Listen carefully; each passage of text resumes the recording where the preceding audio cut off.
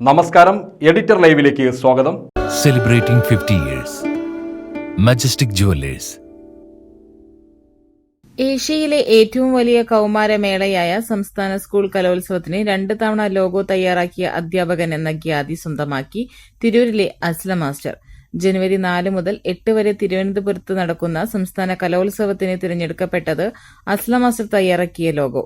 ലോഗോയുടെ പ്രകാശനം തിരുവനന്തപുരത്ത് തിങ്കളാഴ്ച വിദ്യാഭ്യാസ മന്ത്രി വി ശിവൻകുട്ടി നിർവഹിച്ചു.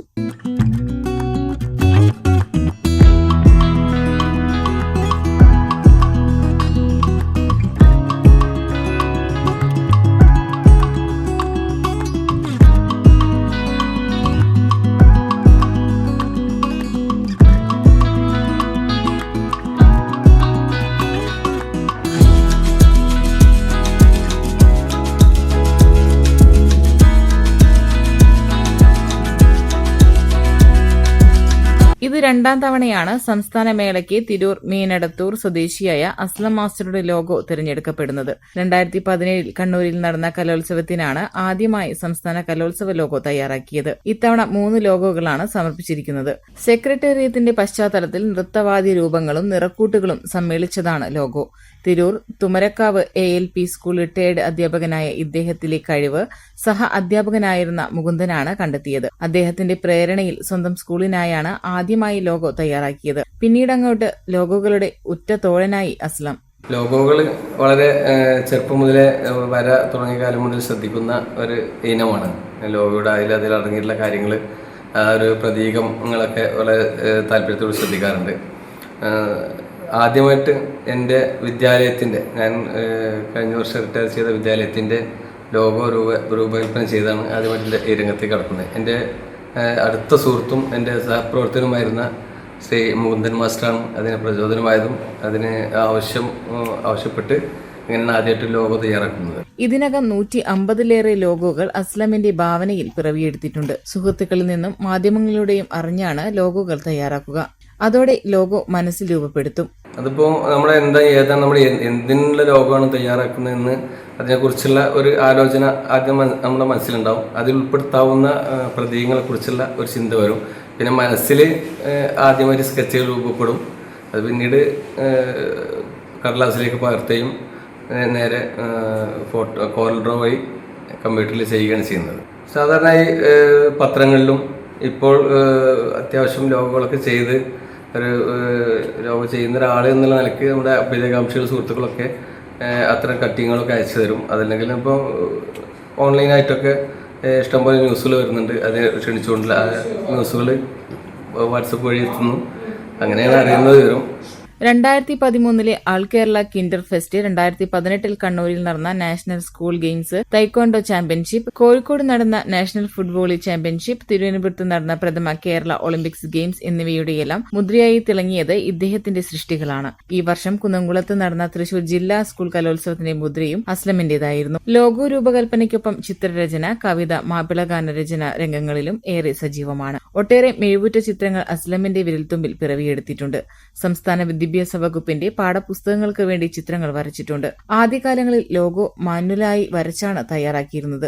തിരൂരിൽ പരസ്യ സ്ഥാപനം നടത്തിയിരുന്ന പരേതനായ അനിൽ പഞ്ചമിയാണ് കോറൽ ഡ്രോയിങ്ങിൽ ലോഗോ രൂപകൽപ്പന ചെയ്യാൻ പഠിപ്പിച്ചത്. അതിനാൽ ഓരോ ലോഗോകൾ തിരഞ്ഞെടുക്കുമ്പോഴും മനസ്സിൽ അനിലിന്റെ പേര് ഓടിയെത്തും. ഇപ്രാവശ്യം അത് വന്ന ഉടനെ തന്നെ നോട്ടിഫിക്കേഷൻ വന്ന ഉടനെ തന്നെ മനസ്സിൽ വന്നത് ഈ നാടൻ കഥകളാണ്. അപ്പോൾ അതോട് ഉൾപ്പെടുത്തിക്കൊണ്ട് ഒരുപാട് സമയം എടുക്കാതെ ലോഗോ രൂപകൽപ്പന ചെയ്തത്. അത് വളരെ ആകർഷകമാക്കാൻ വേണ്ടി അത്യാവശ്യം നിറങ്ങളൊക്കെ കൊടുത്ത് ആകർഷകമാക്കാൻ ശ്രമിച്ചിട്ടുണ്ട്. വളരെ പെട്ടെന്ന് തന്നെ അത് വരച്ചെടുക്കാൻ കഴിഞ്ഞിട്ടുണ്ട്.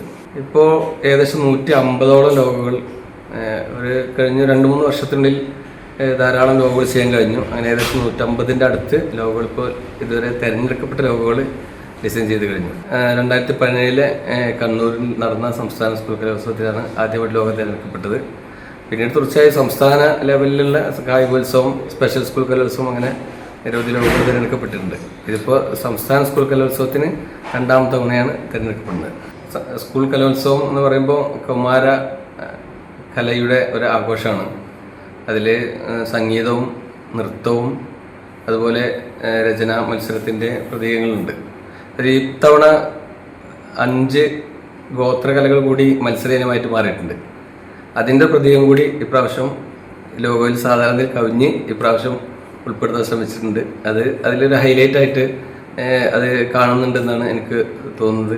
അതൊരു പക്ഷേ ഈ ലോഗോയെ കുറച്ചുകൂടി ആകർഷകമാക്കിയിട്ടുണ്ട് എന്ന് ഞാൻ വിശ്വസിക്കുന്നു.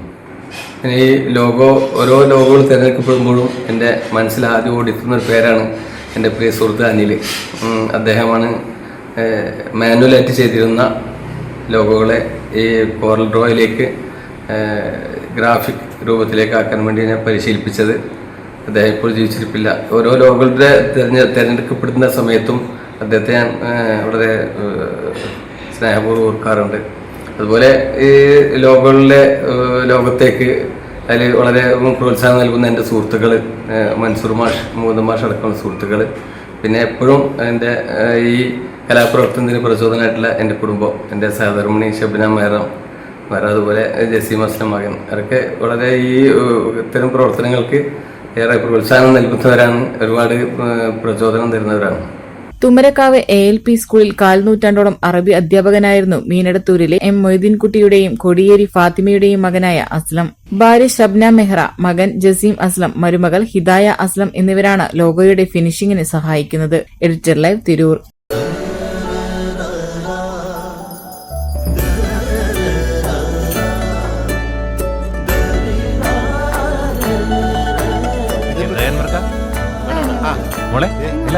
ഓൾമോസ്റ്റ് എല്ലായി. ഈ ഒരു ഡിസൈൻ മാത്രം കണ്ടില്ല. അതിനെന്താ, മോൾ ആ ഡിസൈൻ ഞങ്ങൾക്ക് അയച്ചത്. ഞങ്ങൾ അതേപോലെ ഡിസൈൻ ചെയ്ത് മാല വീട്ടിലെത്തിക്കാം. ആഹാ, അത് കൊള്ളാലോ. ഇപ്പൊ എന്നെ ഡിസൈൻ അയച്ചുതരാം. അപ്പൊ അനക്ക് വേണ്ടല്ലേ? Celebrating 50 years. Majestic Jewelers.